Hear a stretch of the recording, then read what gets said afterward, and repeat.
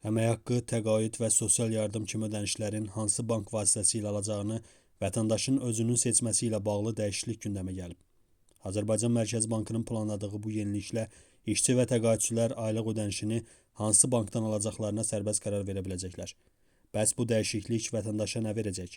Banklar arasında rəqabət necə dəyişəcək və yeni sistem hazırda kartı olan şəxslərə də aid ediləcəkmi? Məsələ ilə bağlı bizim mediaya danışan iqtisadçı ekspert Xalid Kərimlinin sözlərinə görə yeni qayda vətəndaşa maaş və ya digər ödənişlərin hansı bank hesabına yönəldiriləcəyini seçmə hüququ verəcək. Vətəndaş hansı bankın kartından istifadə etmək onun üçün daha əlverişlidirsə, vəsaitin həmin hesaba yönləndirilməsini istəyəcək. İstəsə, əvvəlki qaydada ödənişlərini aldığı bankdan istifadə etməyə davam edə bilər. Yəni, burada əsas məsələ vətəndaşa seçim hüququnun verilməsidir.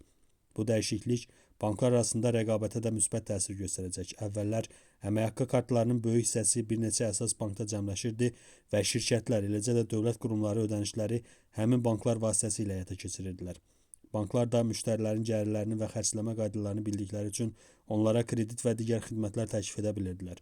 İndi isə vəsaitlərin müxtəlif banklar arasında bölüşdürülməsi mümkün olacaq. Ekspertin fikrincə, banklar müştəriləri cəlb etmək üçün kartlarını və xidmətlərini daha əlverişli etməyə çalışacaqlar. Banklar müxtəlif loyallıq proqramlarından, qalığa faiz verilməsindən, bəzi ödənişlər üzrə komissiyaların azaldılmasından və kəşbək imkanlarından istifadə edə bilərlər. Bu dəyişiklik yalnız sentyabrdan sonra maaş almağa başlayacaq şəxslərə aid olmayacaq, ümumilikdə tətbiq ediləcək. Hazırda bunun dövlət sektorunda çalışanlardan başlanılması planlaşdırılır.